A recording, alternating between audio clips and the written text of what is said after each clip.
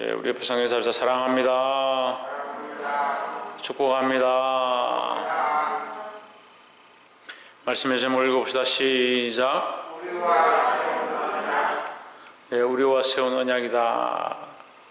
누가 세우셨느냐? 하나님이 세우셨는데 그 언약을 누구와 세웠느냐? 우리와 세웠다. 오늘 이 말씀이 우리에게 큰 도전들이 되기를 주의 이름으로 축원합니다.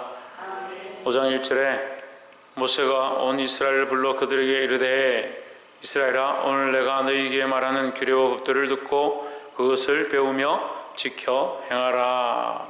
2절에 우리 하나님 여호와께서 호렙산에서 우리와 언약을 세우셨나니 했습니다. 우리 하나님이 누구와 언약을 세웠느냐? 우리와 세웠다. 우리와 언약을 세웠다 하는 겁니다. 근데 이 우리가 누구냐? 3절에 보면 이 언약은 여호와께서 우리 조상들과 세우신 것이 아니요 했습니다. 근데 이상하죠? 지금 이 말씀을 듣는 세대는 이미 새로운 세대입니다. 새로운 세대. 어린 세대들이 자라서 새로운 세대가 되어서 이제 가나안 땅에 들어가려고 준비하고 있는 이 요단 이편에서 이제 건너가기만 하면 되는 그런 상황 가운데 있는데 뭐라고 하느냐? 그 하나님의 산에서 언약을 맺을 때 누구와 맺었냐? 너희와 맺었다. 그런데 이 세대는 그때 어린아이들이었고 그 언약을 세운 건 사실은 부모 세대들입니다. 부모 세대가 하나님의 언약을 세웠는데 하나님 뭐라고 말씀하시냐면 이 언약은 여호와께서 우리 조상들과 세운 것이 아니요 했습니다. 아니요. 그럼 이 무슨 뜻이냐? 오늘 여기 살아있는 우리 곧 우리와 세운 것이라.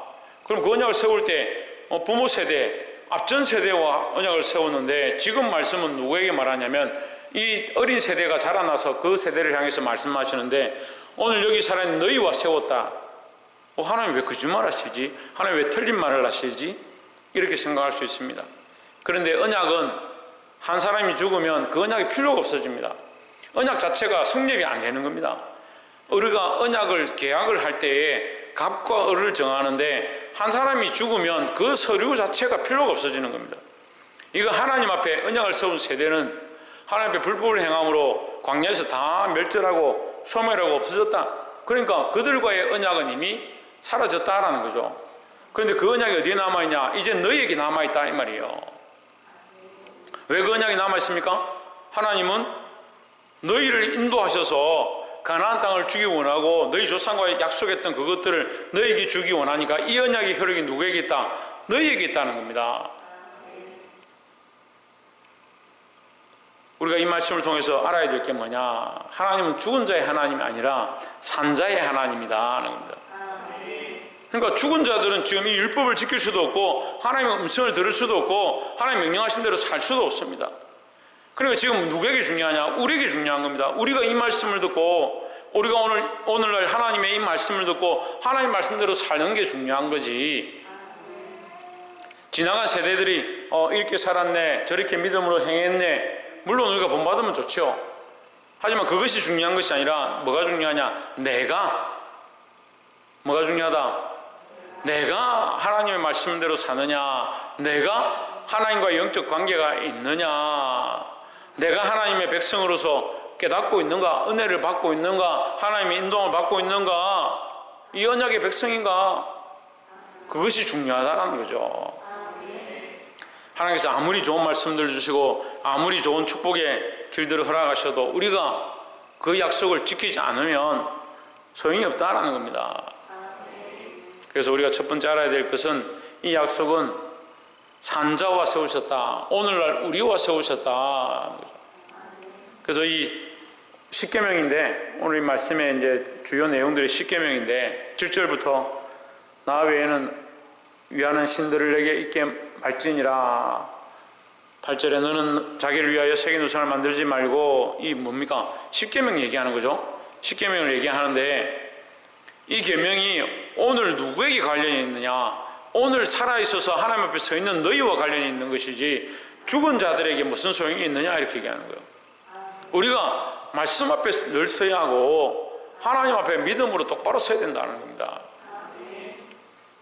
누가? 내가 하나님 말씀 앞에 서지 않으면 아무 소용이 없다라는 거죠. 근데 막상 우리가 말씀 앞에 서 있지 아니하고 하나님 앞에 서 있지 아니하고 전도를 한다든지 누구를 가르친다든지 기도한다든지 이 문제입니다.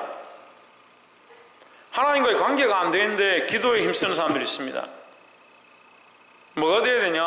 하나님과의 관계가 똑바로 돼야 합니다. 우리가 하나님과의 이 관계를 똑바로 세우고 하나님과의 이 언약을 똑바로 세우고 언약의 대상이 우리임을 늘 깨닫고 바로 믿음으로 사시기를 주의 이름으로 축원합니다. 8절부터 21절까지는 십계명에 대한 말씀을 하나님께서 다시 일러주시는 것이고 이 십계명은 결국 계명입니다. 이 백성들이 마땅히 지킬 말씀들이다라는 거죠. 27절 말씀에 당신은 가까이 나아가서 우리 하나님 여호와의 하시는 말씀을 다 듣고 우리 하나님 여호와의 당신에게 이르시는 것을 다 우리에게 전하소서 우리가 듣고 행하겠나이다. 왜 이런 말을 하냐면 살아계신 하나님 앞에 우리가 나아가서 살 수가 아무도 없다. 살아날 자가 아무도 없다. 그런데 당신은 지금까지 살아 있었습니다. 당신은 하나님 앞에 나아가도 죽지 않습니다. 그러니까 우리에게 일러주십시오 하는 거죠. 그러니까 이것은 하나님을 두려워하고 하나님께서 세우신 자를 두려워하는 겁니다. 존귀하게 인정하는 거. 하나님의 영광을 인정하고 또 뭐요? 하나님 세우신 자를 존귀하게 인정하는 거죠.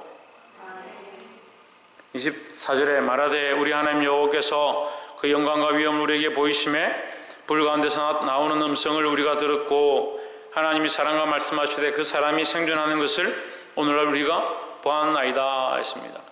그러니까 하나님 말씀하실 때 생존할 수 있는 인간이 아무도 없다라는 거죠.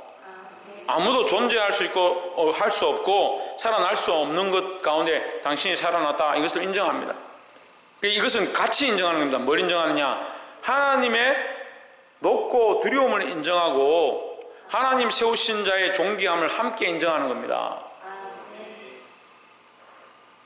그걸 뭐라고 하냐면 하나님에 대한 경외다.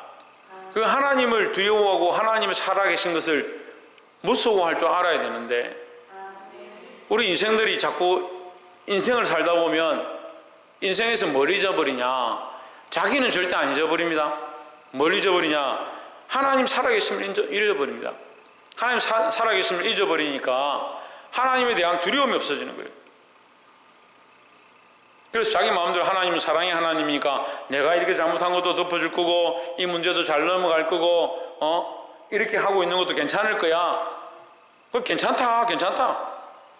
괜찮다가 누가 얘기하냐면 구약의 타락한 선지자들이 얘기하는 거예요. 하나님께서 반드시 심판하겠다 이렇게 얘기하면 선지자들이 뭐라고 하냐? 평안하다 걱정하지 마라 그런 얘기를 하는 겁니다. 그런데 적그리스도들이 오늘날 구약의 이 선지자들의 모양이 신약의 적그리스도들과 똑같은 겁니다. 주님 오실 때가 가까웠다 깨어서 기도해라 이렇게 가르쳐야 되는데 괜찮다 평안하다 문제가 없다 이 세상이 얼마나 살기 좋으냐 걱정할 필요가 뭐 있냐 이렇게 얘기하는 겁니다.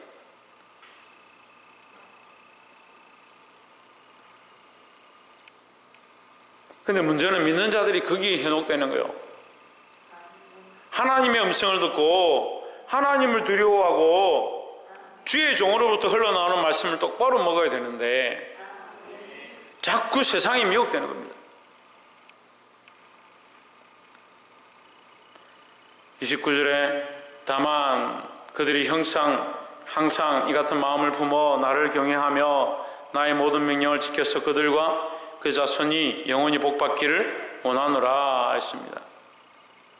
하나님은 이게 하나님의 마음은 뭐냐? 그들이 나를 경외해서 내 명령을 쫓아서 복받기를 원한다. 그게 하나님 마음이라는 거죠. 내 인생들은 하나님을 두려워하지 않고 이 경외는 하나님 두려워하는 겁니다.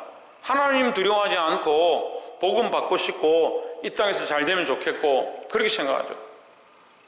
그게 무슨 복음이냐? 내가 복음입니다. 내가 복음. 자기를 위한 복음입니다. 성경을 자기를 위한 책으로 가지고 있고 기도도 자기를 위한 기도로 드리고 있고 신앙생활도 자기를 위해서 하고, 이게 뭐 하는 건지 모르겠습니다. 우리는 누구를 경외해야 되냐? 하나님을 두려워하고 하나님을 경외해야 된다는 겁니다. 하나님은 우리에게 뭘 주기 원한다? 복 주시기 원한다는 거죠. 뭐 하는 자에게? 그렇죠. 하나님을 경외하는 자에게. 이 경외는 하나님을 두려워하고 하나님을 사랑함이 함께 있는 것을 말합니다. 하나님을 경외하지 않는데, 하나님을 두려워하지 않는데, 하나님을 신뢰하지 않는데 하나님 주시는 이 복을 받을 수 있느냐? 이제 항상 어떻습니까? 하나님 신뢰하고 하나님 두려워하는 것보다 내 삶의 급한 문제들이 더 크고 내가 정리해야 될 것들이 더 바쁘고, 그래서 하나님 앞에 두렵고 떨림으로 나오는 것보다 내 삶에 내가 해결해야 될 수많은 문제들이 더 큰 것처럼 보고 있습니다. 보게 되기를 소망합니다. 이게 세 번째가 이 말씀입니다. 하나님은 우리에게 뭘 하기 원한다? 복 주시기를 원하신다.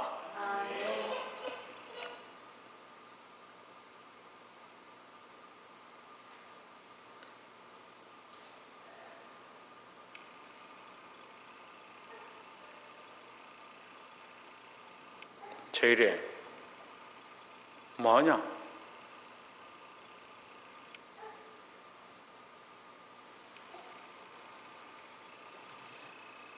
다만 그들이 항상 이 같은 마음을 품어, 항상 이 같은 마음은 하나님을 경외하는 마음이다. 항상 하나님 경외하는 마음을 품어서 하나님의 명령을 지키고 하나님을 두려워해서 하나님의 말씀을 지키고 그들과 그 자손이 영원히 복받기를 원한다. 이게 하나님 마음이에요. 하나님 말씀이 자꾸 지켜라, 말씀대로 살아라, 그렇게 해서 우리를 얽어매어서 우리를 괴롭게 하는 게 목적이 아니고 우리가 복받는 방법을 가르쳐 주시는 거예요. 근데 오늘날 그리스도인들이 너무 편한 생활을 하는 거죠. 내가 이렇게 하지 않아도 내가 복받는데 내가 뭐 하려고 충성을 하느냐? 충성하지 않아도 천국 가는데, 헌신하지 않아도 괜찮은데, 그런 착각을 하고 있죠. 하나님 우리에게 말씀하십니다. 하나님 말씀을 지켜서 너희가 복받기 원한다. 우리가 하나님 나라의 소망을 바라보고 주님께서 걸어가신 길을 함께 걸어가야 합니다. 어떻게 걸어가느냐? 그리스도께서 걸어가신 그 십자가 길을 함께 걸어가야 하고, 주께서 복음을 위하여 하나님 말씀, 하나님 뜻을 순종하셨던 것처럼 우리도 순종하며 살아야 될 줄 믿습니다. 그것이 복받는 길이다 겁니다. 말씀을 맺겠습니다. 하나님 우리에게 언약을 세우셨습니다. 우리와 언약을 세우셨습니다. 다른 이들과 세운 것이 아니라 우리와 세우셨습니다. 누가 중요하냐? 하나님 중요하고 하나님 앞에 서 있는 우리가 중요한 겁니다. 하나님과의 관계가 똑바로 세워져야 되지. 다른 사람이 할 건데, 다른 세대가 할 건데 그렇게 하고 있으면 안 됩니다. 내가 하나님과의 관계를 똑바로 세우고 그 말씀을 준행하여 순종함으로 하나님 우리에게 복 주시고자 하는 이 복을 받아야 된다라는 겁니다. 하나님의 마음은 멸망이 아니라 구원이고, 하나님은 저주가 아니라 복 주시기 원하십니다. 그래서 우리에게 복 주시는 방법에 대해서 순종하고 하나님을 두려워하고 경외할 것에 대해서 말씀하고 있습니다. 오늘 이 백성들이 모세가 하나님 앞에 죽지 아니했던 것들을 믿음으로 고백하면서 우리가 과연 하나님 앞에 나가면 살 수 있을까? 그걸 비교해 보는 거죠. 모세만 살았다, 당신 같은 사람이 없다. 그러니까 언제든지 당신이 나아가서 하나님께 묻고 우리에게 말씀해달라. 그럼 우리가 순종하겠다, 이렇게 하는 거예요. 근데 하나님 이것을 뭐라고 하냐면 28절에 여호와께서 너희가 내게 말할 때에 너희의 말하는 소리를 들으신지라 했습니다. 하나님 다 알고 있다는, 다 들었다는 거죠. 그러니까 그들이 하나님을 경외하는 줄, 하나님 두려워하는 줄, 하나님 말씀대로 살고자 계획하는 줄 아셨다는 겁니다. 그래서 이렇게 우리도 하나님 말씀을 순종하고 그 말씀대로 살아서 승리할 수 있는 저와 여러분 되시기를 주의 이름으로 축원합니다. 기도하겠습니다.